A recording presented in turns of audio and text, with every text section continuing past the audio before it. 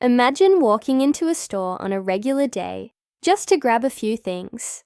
Nothing out of the ordinary. But what if, in the blink of an eye, that routine shopping trip turned into a nightmare, simply because of the way you look? This is the story of Marcus, a 17-year-old high school student who found himself in the middle of a situation that could have gone horribly wrong. Marcus had no intention of causing trouble. He wasn't doing anything suspicious, just browsing, looking for some new shoes for the upcoming school dance.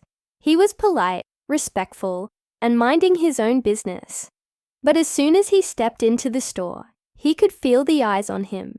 The store manager, a woman in her late 40s with sharp eyes and a demeanor that screamed, "In charge," was watching him closely from behind the counter. Her body language spoke volumes, and it wasn't long before Marcus started to feel uncomfortable. He noticed the other shoppers going about their business without issue. A group of teenagers, probably around his age, laughing loudly by the clothing section. An older woman comparing prices on different items. None of them seemed to attract the manager's attention like Marcus did. The difference? Marcus was the only black teen in the store. As Marcus picked up a pair of shoes, he could see the manager whispering to one of the employees. The employee's eyes darted towards him for a moment, before she gave the manager a nod. Marcus tried to brush it off. He was used to this kind of attention, unfortunately. But the uneasy feeling in his stomach didn't go away. He took the shoes to the counter, ready to check out and leave. But before he could pay, the manager stepped forward, her expression hard and unforgiving. "Excuse me, young man," she said, her voice cold. "I'm gonna need to check your bag." Marcus was stunned. "My bag? I haven't taken anything, ma'am," he replied, keeping his voice calm, though his heart was starting to race. "I've been watching you since you walked in," she said, crossing her arms. "We've had a lot of thefts lately, and I need to make sure you're not stealing anything. Hand over your bag." At that moment, the store went silent. People were starting to stare. Marcus's face flushed with embarrassment and anger. He hadn't done anything wrong, and yet, here he was, being treated like a criminal in front of everyone. He handed over his backpack, hoping that once she saw there was nothing in it, this whole humiliating ordeal would be over. The manager rummaged through the bag, finding nothing, but instead of apologizing, she doubled down. "I don't trust it. I'm calling the cops," she declared, pulling out her phone. Marcus's heart sank.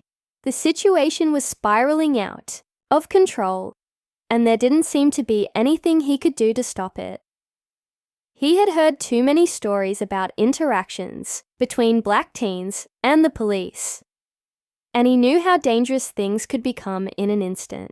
He wanted to speak up, to explain that he wasn't a thief, that he was just a regular kid trying to buy some shoes. But the words stuck in his throat. Before he knew it, the sound of sirens filled the air outside the store. The manager stood tall, arms crossed, satisfied that she had taken control of the situation. She didn't seem to care about what might happen to Marcus when the cops arrived. She had already made up her mind about who he was. But what she didn't know was that Marcus wasn't just any teenager. He wasn't some kid from out of town, and he wasn't alone. His father, his powerful, well-connected father, was about to show up, and he wasn't going to take this lightly. Just as the officers stepped out of their patrol cars, a sleek, black SUV pulled up behind them. The store manager, thinking it was just another customer, paid it no mind. But when the back door opened and a tall, commanding figure stepped out, her smug smile started to fade, because this man wasn't just anybody. He was the mayor of the city, and he was Marcus's father. What happens next? You're not going to want to miss it. Stay tuned for the rest of the story, where this seemingly simple misunderstanding turns into a moment of reckoning that no one in that store will ever forget. The tall man stepped out of the sleek black SUV with a sense of purpose in his stride. His face was stern, his eyes focused, as he scanned the scene before him. Marcus stood there, still feeling the heat of humiliation, while the store manager, now visibly uneasy, kept glancing between Marcus and the approaching officers. She hadn't expected this. No one had. The man was none other than Mayor Anthony Mitchell, a well-respected leader in the community, and a father who would do anything for his son. Marcus looked up as his dad approached, feeling a mixture of relief and embarrassment. This wasn't how he wanted to involve his father. But now that he was here, maybe, just maybe, things would start to make sense. The police officers, who had just arrived, exchanged confused glances as they recognized Mayor Mitchell. This was no ordinary situation anymore. One officer, Officer Blake, a tall man with a shaved head and a tight-lipped expression, stepped forward, uncertain of what to say. He had been called here for what he thought was a simple shoplifting case, but now he was facing the mayor. Mayor Mitchell walked past the officers without a word and went straight to his son. He placed a hand on Marcus's shoulder, a silent gesture that spoke volumes. The tension in the store was palpable, and Marcus could feel the weight of everyone's eyes on him and his dad. The store manager, however, didn't back down. She had been certain that Marcus was up to no good, and she wasn't about to change her mind just because someone important had shown up. "Excuse me, sir," she said, trying to maintain her authority, though her voice was now tinged with nervousness. This young man was acting suspiciously, and I had every right to call the police. We've had thefts here before, and I'm just doing my job. Mayor Mitchell turned his gaze toward her, his expression unreadable. "And what exactly did he do?" he asked, his voice calm but with an edge that made it clear he wasn't asking just out of curiosity. There was a subtle power in his tone, the kind that made people stop and think before they answered. The manager hesitated, suddenly unsure of how to explain herself. He was looking around the store for a while, and he had a bag with him. He looked like he might be trying to steal something. "Did you see him take anything?" Mayor Mitchell asked, his eyes never leaving hers. The manager faltered. "No, but..." "So you assumed he was stealing?" The mayor cut in, his voice growing firmer. "Because of how he looked?" The manager's face flushed. "No, that's not what I meant. It's just that we've had issues with shoplifting, and I didn't want to take any chances." Marcus stood silently, listening to the exchange. His heart was still racing, but there was a part of him that felt a surge of pride watching his father handle the situation.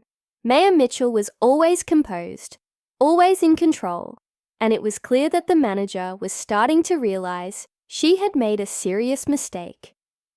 Meanwhile, the officers were standing nearby, unsure of how to proceed. Officer Blake stepped forward, clearing his throat. "Mayor Mitchell, we were called here for a potential shoplifting incident. We haven't made any assumptions, and we're just here to assess the situation."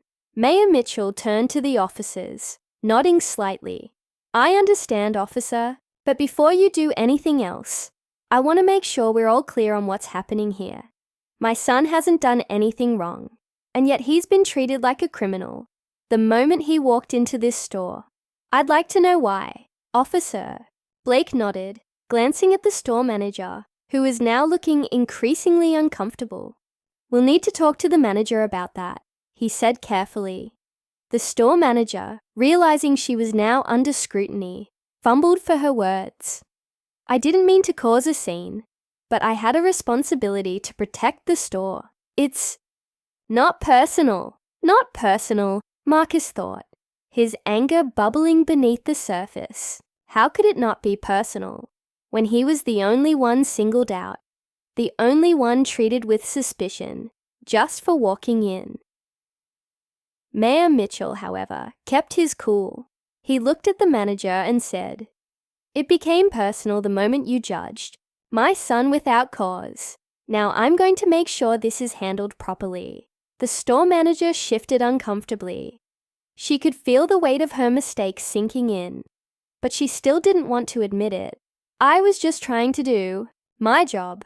Marcus looked up at his dad, who was still standing tall and composed, and then at the officers, who seemed unsure of how to handle the delicate situation. The tension in the room was thick, and Marcus could feel the stares of the other customers, some whispering, others standing in silent judgment.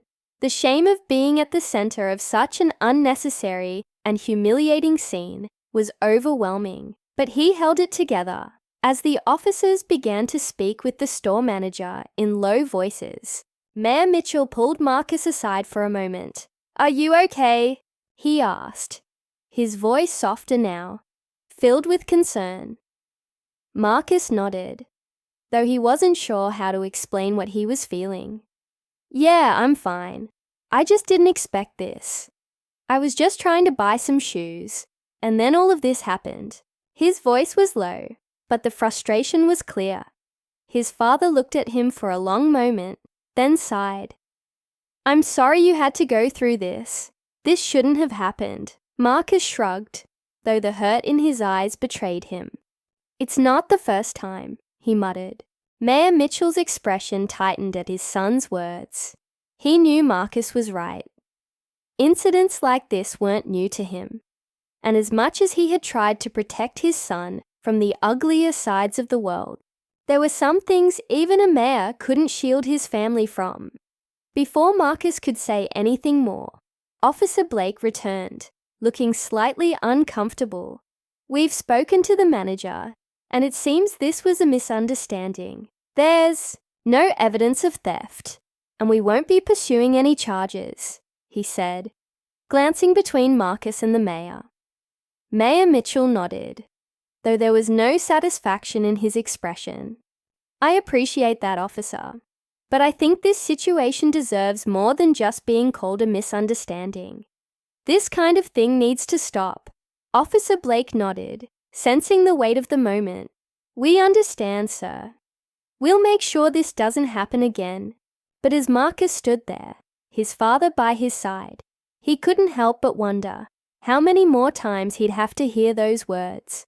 How many more times he'd be in situations like this, judged and misunderstood for things he never did.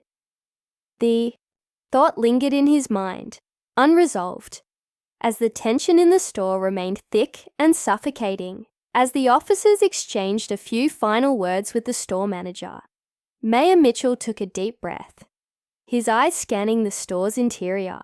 He could see other customers now, some discreetly watching the scene unfold, others pretending not to.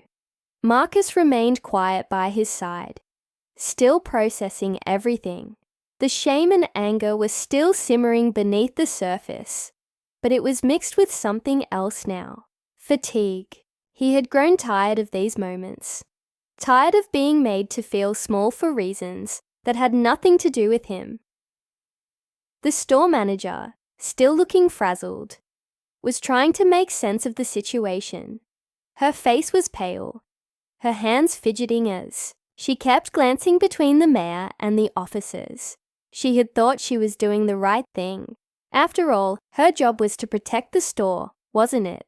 But now, with Mayor Mitchell standing in front of her, she realized she had crossed a line she didn't even see coming. But there was no easy way to fix what had already happened. As the officers began to head toward the exit, Officer Blake turned to the mayor one last time. "Again, I'm sorry about all this. If there's anything else you need, don't hesitate to reach out," he said, his voice carefully measured. The weight of the situation wasn't lost on him either. Moments like these stuck with you, and he knew it wouldn't be the last time he encountered something like this in his line of work. But for now, the immediate crisis seemed to be over.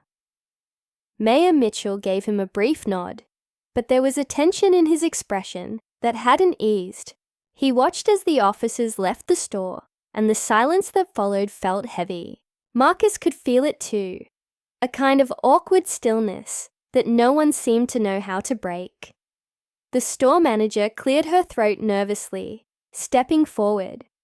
"I really didn't mean for this to happen," she said, her voice softer now, almost pleading. "I was just doing my job, and I didn't want any trouble." Mayor Mitchell turned to face her, his eyes narrowing slightly. "Your job is to manage this store, not to profile customers," he said, his voice steady but firm. "Marcus did nothing wrong, and yet you treated him like a criminal the moment he walked in here. That's the real trouble." The manager's eyes flickered with regret, but she struggled to find the right words. I understand. I really do. And I'm sorry. But you have to understand. We've had thefts before, and I was just trying to be cautious. It wasn't personal." Marcus, who had been silent for most of the exchange, couldn't hold back any longer.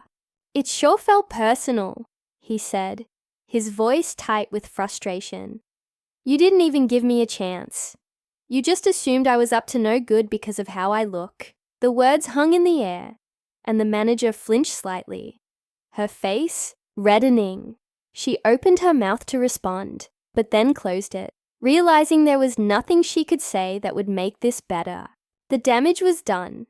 Mayor Mitchell looked at his son, his expression softening for a moment. "Marcus is right," he said, turning back to the manager. "It's not enough to just be cautious. You need to be fair, and you weren't. You didn't treat him like any other customer. You judged him before he had a chance to even prove himself." The store manager shifted uncomfortably, her gaze dropping to the floor. "I'm sorry," she repeated, her voice barely above a whisper. The mayor sighed, clearly not satisfied with the apology, but knowing that pushing further wouldn't change what had already happened. "I hope you'll take this as a lesson," he said, "because no one should have to go through what Marcus went through today. This kind of thing can't keep happening." With that, the conversation seemed to come to an end. The store manager nodded awkwardly, not knowing what else to say, and Marcus felt a strange mix of relief and exhaustion. He wanted to leave. He wanted to put all of this behind him, but something still gnawed at him. This wasn't just about one store, one manager, or one mistake. This was about something bigger, something that seemed to follow him no matter where he went. As they turned to leave, Marcus's thoughts were still swirling. The familiar ache of injustice lingered, and he knew his father had sensed it too. He could feel his dad watching him closely, worried but trying not to show it. The ride home was quiet, both of them lost in their own thoughts. Marcus stared out the window, watching the world rush by, but his mind kept returning to what had happened. No matter how many times he experienced situations like this, it never got easier. It was like a bruise that never fully healed. Back at home, the tension hadn't quite lifted. His father poured himself a glass of water, leaning against the kitchen counter as he glanced at Marcus. "You okay?" he asked, his voice gentle but tinged with concern. Marcus shrugged, not sure how to answer. "I don't know," he admitted.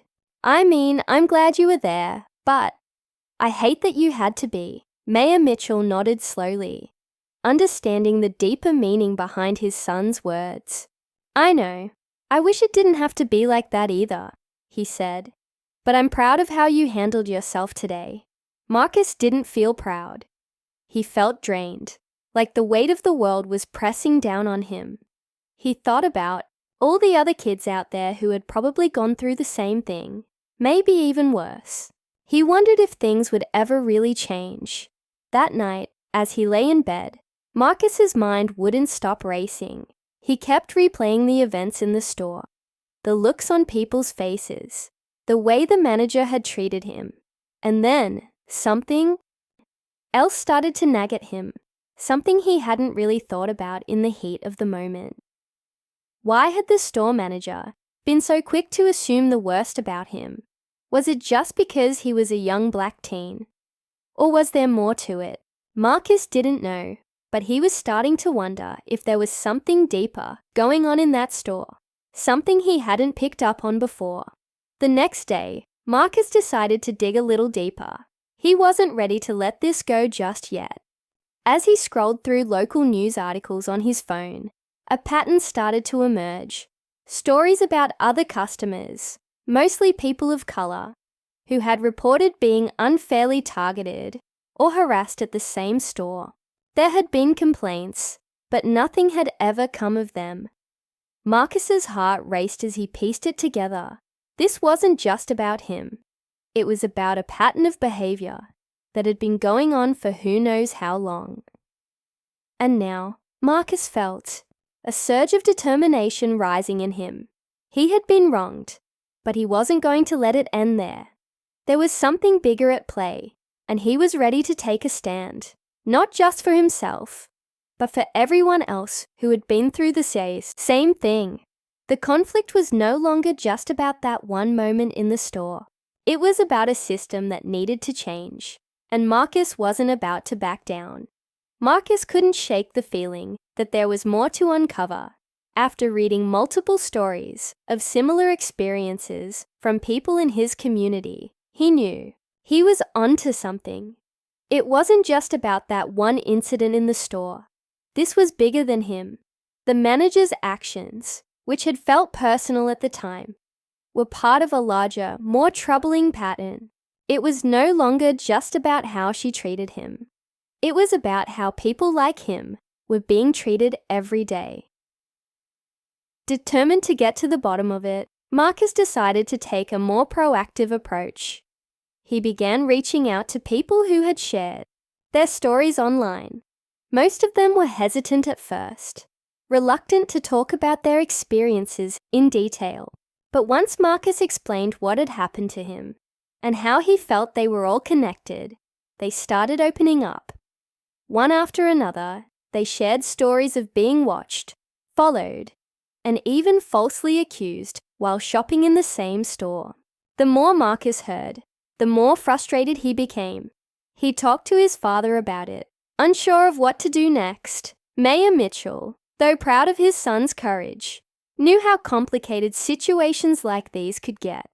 "You're right to feel angry," he told Marcus one evening, "but you have to be smart about how you handle this.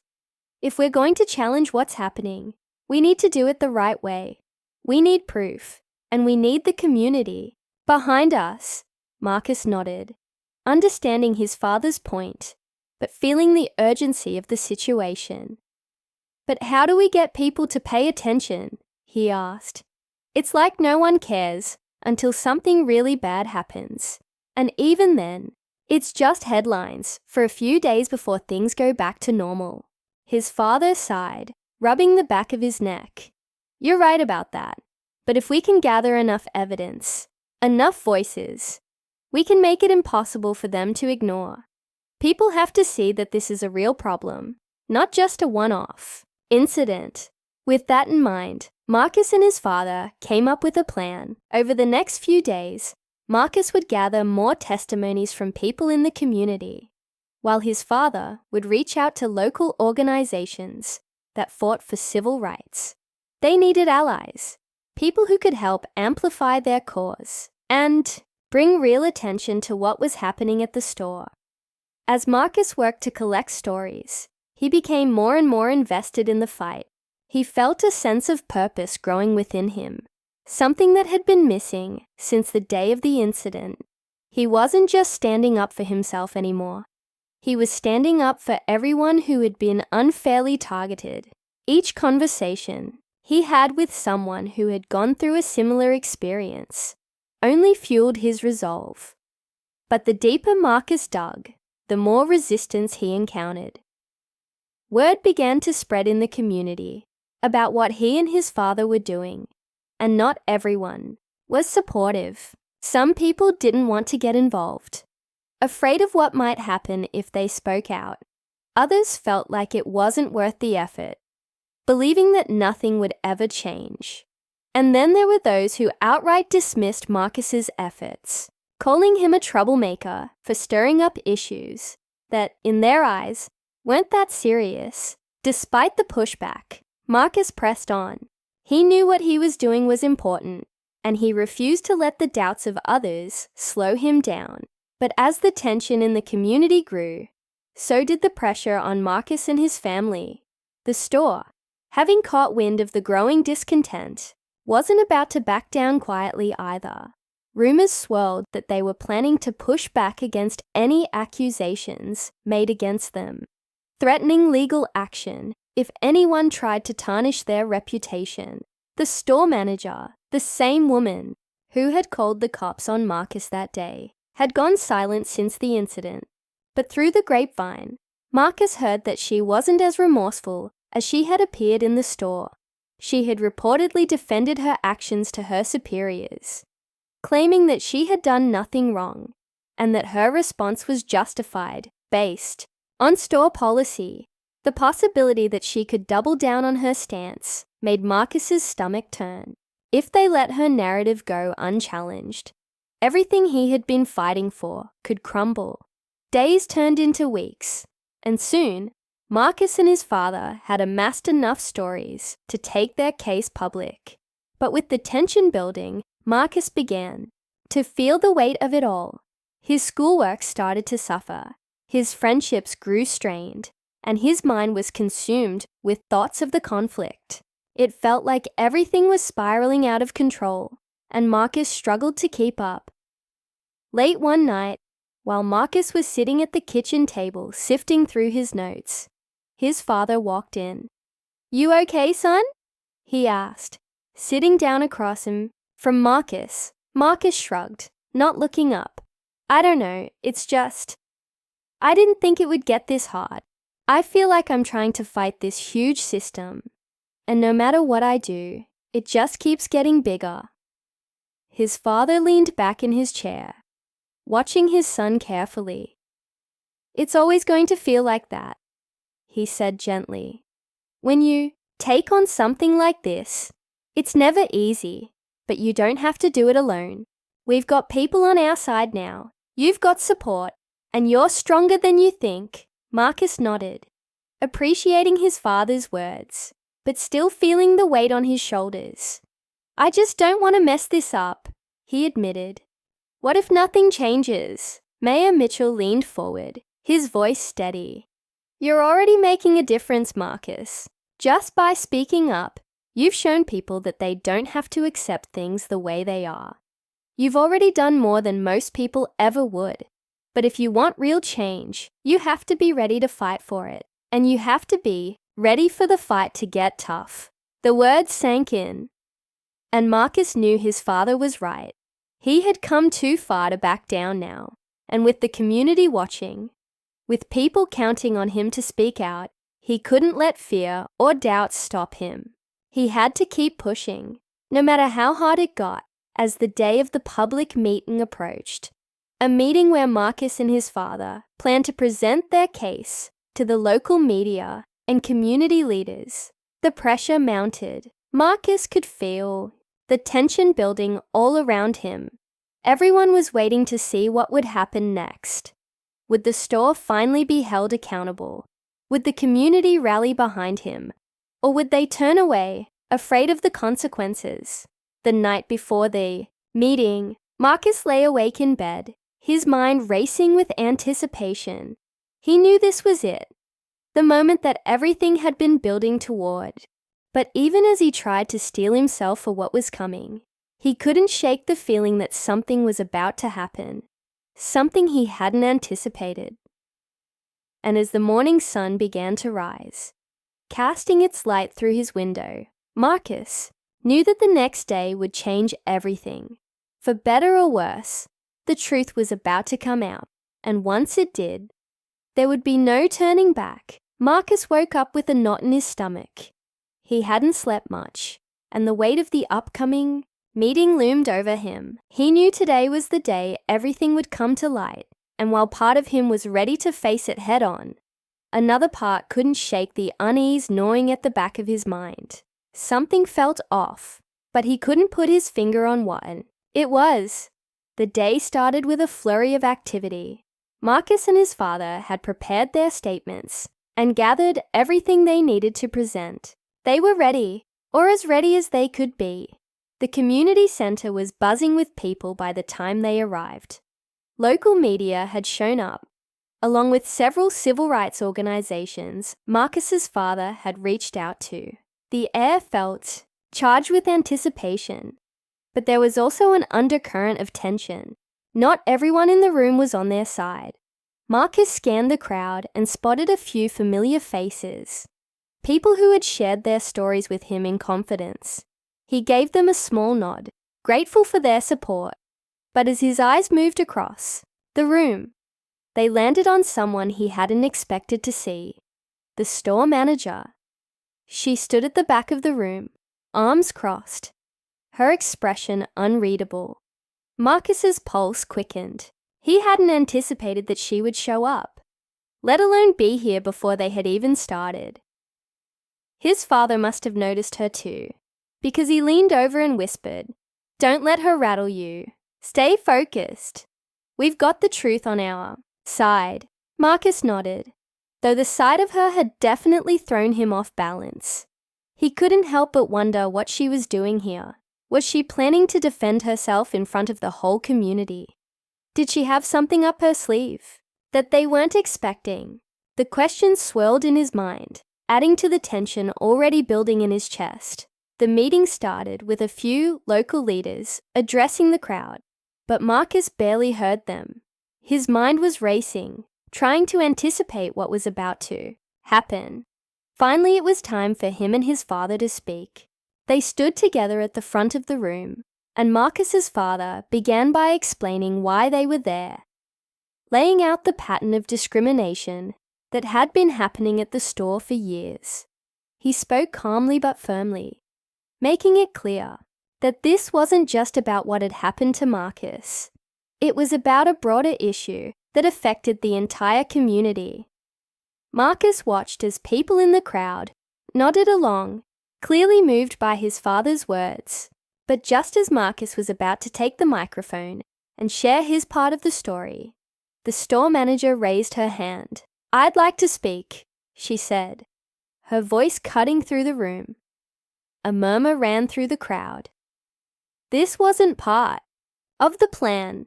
Marcus looked at his father, who gave him a subtle nod, signaling that they should let her speak. It wasn't what they had expected, but they weren't going to back down. The store manager stepped forward, her face calm and composed. She began by apologizing for the incident with Marcus, but her tone lacked sincerity. "What happened with Marcus was unfortunate," she said, "but it was a misunderstanding. Our store has policies in place to ensure the safety of all our customers, and I was simply following those policies." Marcus clenched his fists at his sides. He knew she was trying to spin the story in her favor, but he wasn't about to let her get away with it. But then, just as Marcus was about to speak up and challenge her, she dropped a bombshell. "What you all don't know," she continued, "is that Marcus wasn't the only one we had issues with. There have been multiple incidents involving shoplifting at our store, and we've had reason to believe that some of the individuals Marcus has spoken to have been involved in those incidents." The room erupted in whispers. Marcus's heart pounded in his chest. This wasn't true. None of it was. But her words had planted seeds of doubt in the crowd, and Marcus could see the shift in their faces. She was trying to discredit him, to make it seem like his cause was built on lies. His father stepped forward, his voice steady but firm. "That's a serious accusation," he said, "and unless you have proof, it's nothing more than an attempt to deflect from the real issue." Here, the store manager didn't back down. "I'm not saying this to deflect," she replied. "I'm saying this because the people Marcus has been associating with have been under suspicion for a long time. I have records of incidents that have happened in our store, and I'd be happy to share them." The tension in the room was palpable. Marcus felt his stomach drop. This wasn't what he had expected. He had thought the truth would be enough, but now it felt like the ground was shifting beneath him. The store manager had just escalated the conflict in a way he hadn't seen coming, and he wasn't sure how to respond. His father, always calm under pressure, leaned over to Marcus and whispered, "Don't let her throw you off. We've got the facts. Stay focused." But before Marcus could gather his thoughts, someone in the crowd stood up. It was one of the people Marcus had spoken to, an older man who had shared his own story of being mistreated at the store. "That's a lie," the man shouted, his voice trembling with anger. "I've never stolen a thing in my life, and you know it." The room fell silent. All eyes were on the store manager, but she didn't flinch. "I have documentation," she said coolly. "If you'd like, I can provide it." Marcus could feel the tension building to a breaking point. This wasn't just about him anymore. It was about everyone who had spoken up, everyone who had trusted him to help tell their story. And now, with one calculated move, the store manager had put them all on the defensive. He knew they couldn't let her control the narrative. This was the moment where everything would either fall apart or push forward, and Marcus wasn't about to back down now. He took a deep breath, stepped forward, and looked directly at the crowd. "I'm not going to stand here and let her smear the people who trusted me with their stories," he said, his voice steady despite the turmoil inside him.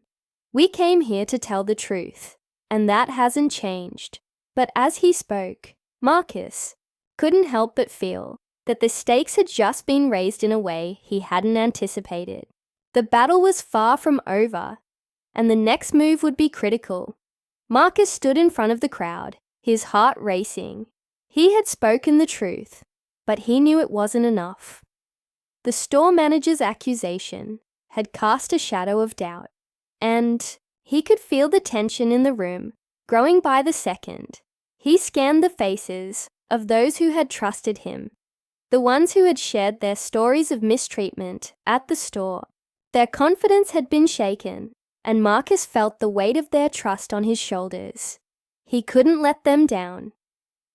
Just as Marcus was about to continue speaking, his father stepped forward again. "We've heard enough accusations," he said, his voice clear and strong. "This isn't about deflecting or pointing fingers. This is about a pattern of discrimination, a pattern that has been going on for too long. And we're not going to let that be buried under false accusations." The crowd murmured in agreement, but the store manager remained unfazed. She was still standing tall, her arms crossed, as if she had already won. Marcus could tell she was banking on her claims, causing enough doubt to undermine everything they had worked for. But then, something unexpected happened. A voice came from the back of the room. A woman's voice, shaky but firm. "I work at that store," the woman said, stepping forward slowly, "and I've seen what's been going on." The room fell silent as everyone turned to look at her. The woman, a middle-aged employee in the store's uniform, looked nervous but determined. She avoided the store manager's gaze as she continued, "I've been afraid to say anything for a long time, but I can't stay quiet anymore. What Marcus and his father are saying, it's true. We've been told to watch certain people more closely. We've been told to follow them around the store, to assume the worst." Gasps rippled through the crowd. The store manager's face turned pale, and for the first time that day, she looked truly caught off guard. Marcus felt a surge of hope. This was the break they needed. The woman continued, her voice gaining strength as she spoke. "It's not just Marcus. It's happened to a lot of people, Black people especially. We were told it was about store policy, but we all knew what it really was." The store manager tried to interrupt, her voice shaking with anger. "That's enough. But the woman didn't stop. "No, it's not enough. I've seen good. People treated like criminals for no reason, just because of the color of their skin. And I can't stand by and let that continue." The room erupted into applause, and Marcus felt a wave of relief wash over him. The truth was finally coming out, and it wasn't just him and his father standing up anymore. More people were speaking up, and their voices were being heard. The store manager, now visibly shaken, tried to regain control. "This is ridiculous. You're all just trying to make me look bad." But before she could finish, another person stood up, a young woman who had shared her story with Marcus weeks ago. "It's not about making you look bad," she said firmly. "It's about holding you accountable. You can't just keep treating people like this and expect no one to." Notice, the momentum was shifting. More and more people were standing up, sharing their own experiences, their own stories of being mistreated at the store. The store manager was quickly losing control of the situation, and it was clear that she didn't know how to stop it. Just when it seemed like things couldn't get any more intense, another unexpected twist occurred. A man in a suit, who had been quietly observing from the back of the room, stepped forward. Marcus didn't recognize him, but the look on his father's face told him that this man was someone important. The man cleared his throat and introduced himself as a representative from the corporate office of the store chain. "I've been listening to everything that's been said here today," he began, "and I want to make it very clear that we take these accusations seriously." The crowd fell silent again, hanging on the man's every word. The store manager looked like she was about to protest, but the man silenced her with a stern look. "This kind of behavior is unacceptable," he continued. "We will be conducting a full investigation into the practices at this store, and if we find that any of these accusations are true, there will be consequences." Marcus could hardly believe what he was hearing. After all the doubt, all the obstacles, they had finally broken through. The store manager had been exposed, and now there was no way she could continue to hide behind her lies. But just when it seemed like everything was resolved, the man from corporate delivered one final twist. "As part of this investigation," he said, "we will also be looking into the actions of store employees who may have contributed to the problem. This includes the individuals who have come forward today." Marcus's heart skipped a beat. Was he saying what he thought he was saying? Were they about to turn the tables on the very people who had spoken out? The store manager, sensing a lifeline, quickly latched onto the idea. "That's right," she said, her voice regaining some of its strength. "We need to look at everyone involved. This isn't just about me." Marcus felt a sinking feeling in his chest. Even now, after everything, the store manager was trying to deflect the blame onto others. But before panic could take hold, his father stepped forward once again, his voice calm but resolute. "This isn't about blaming the people who have been brave enough to speak out," he said. "It's about holding those in power accountable. We're not going to let this investigation be used to silence the voices of those who have been mistreated." The man from corporate nodded. "You're right," he said. "And we will make sure this investigation is fair and thorough. But I want to be clear, we are committed to finding the truth, wherever that may lead." The tension in the room began to ease, but the conflict wasn't completely over. Marcus knew they had won a major battle, but the war for justice was far from finished. The investigation would be long and difficult, and there would still be obstacles to overcome. But for the first time in a long time, Marcus felt hope. They had stood up to the store manager, exposed the truth, and brought attention to the injustices that had been happening for far too long. And now, with the backing of the community and the corporate office, real change was within reach. As the meeting came to a close, Marcus looked around the room at the faces of those who had supported him. They had fought hard to get here, and they weren't going to stop until justice was truly served. As the crowd began to disperse, Marcus stood in the middle of the room, feeling the weight of everything that had just happened. His heart was still racing, but for the first time in a long while, it wasn't out of fear or frustration. It was out of a sense of accomplishment. They had done it. They had exposed the truth, and now there was no going back. His father placed a hand on his shoulder, giving him a proud smile. "You did great today, Marcus.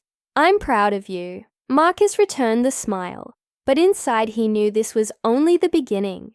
Yes, the store manager had been exposed. And yes, the corporate office was launching an investigation. But he also knew that real change didn't happen overnight. The fight against injustice was ongoing, and while today was a victory, there was still so much work to do.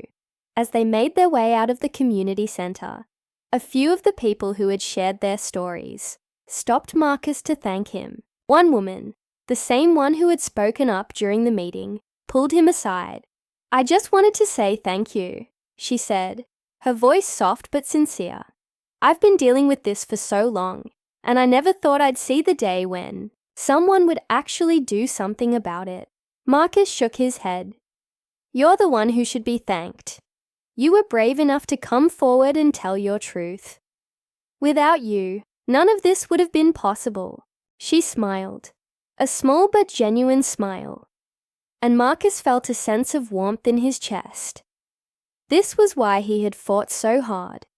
For people like her, for all the others who had been mistreated, but had been too afraid to speak up. As he and his father walked to their car, Marcus couldn't help but reflect on everything that had led up to this moment. The day he had been wrongly accused in that store felt like a lifetime ago, but it had been the spark that ignited this entire movement. He had been angry, frustrated, and scared, but he had also learned the power of standing up for what was right, even when the odds were stacked against him. His father, always a source of strength, had guided him through the toughest moments, reminding him that they weren't just fighting for themselves. They were fighting for the entire community. It was a lesson Marcus would carry with him for the rest of his life. The investigation into the store's practices would take time, but Marcus was hopeful. He knew that with the voices of the community behind them, change was inevitable. The store manager, who had once seemed so untouchable, had been brought down by the very people she had mistreated.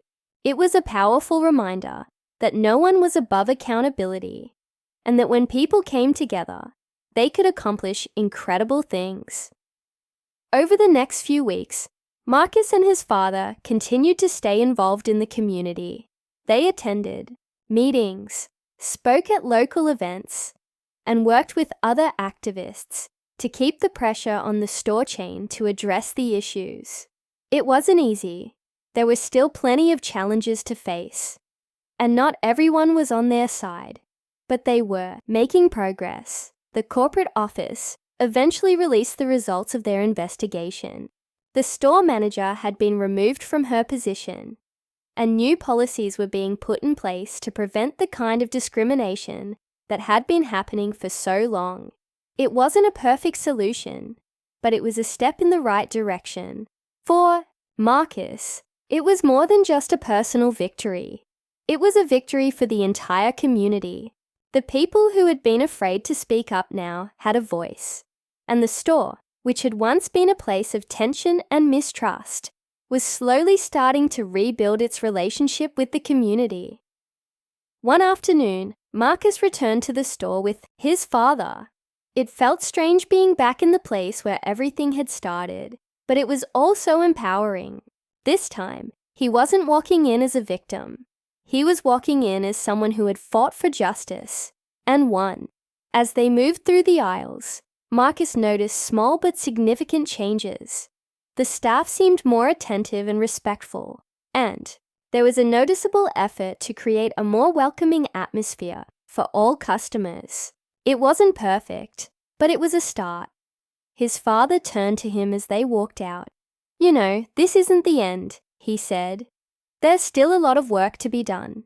But you've made a difference, Marcus. You've shown people that it's possible to stand up and be heard." Marcus nodded, feeling the truth of his father's words. The fight for justice was never over. It was something that required constant effort, constant vigilance. But knowing that they had made a difference, even if it was just a small one, was enough to keep him going. As they drove home, Marcus thought about all the people who had supported them along the way, the ones who had shared their stories, the ones who had stood by their side during the toughest moments. They had built something powerful together, something that would continue to grow and inspire others to stand up for what was right. In the end, the store manager's downfall wasn't just about one person's actions. It was about a community coming together to demand justice, to demand respect. It was a reminder that no matter how difficult the road might be, standing up for what's right was always worth it. And as Marcus looked out the window, watching the city pass by, he knew that this was only the beginning of his journey. There would be more challenges ahead, more battles to fight, but he was ready. He had learned that the power of change didn't come from one person alone. It came from the strength of many, and together they were unstoppable.